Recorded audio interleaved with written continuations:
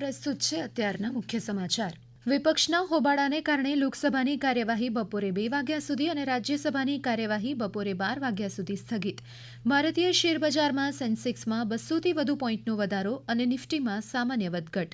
ઉત્તર પ્રદેશમાં બહુજન સમાજ પાર્ટીના ધારાસભ્ય ઉમાશંકરસિંહના અવસાન પર સંરક્ષણ મંત્રી રાજનાથસિંહ અને મુખ્યમંત્રી યોગી આદિત્યનાથે શોક વ્યક્ત કર્યો।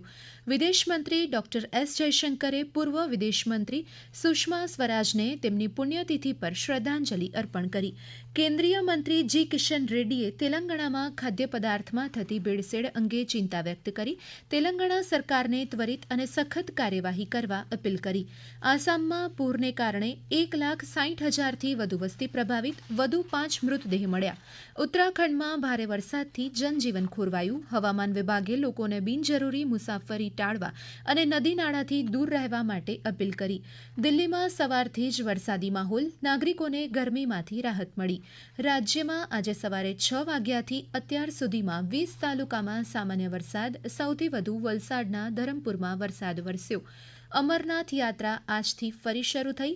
1,801 યાત્રાળુ જમ્મુથી બાલટાલ જવા રવાના થયા।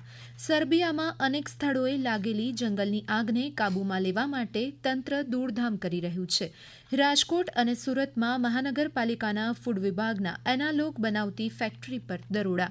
અમદાવાદમાં પાલતુ પ્રાણીઓનું રજીસ્ટ્રેશન ફરજિયાત બનાવાયું। રાજકોટ કલેક્ટરના અધ્યક્ષસ્થાને જિલ્લા સ્વાગત ફરિયાદ નિવારણ કાર્યક્રમમાં 42 જેટલા પ્રશ્નોનો નિકાલ।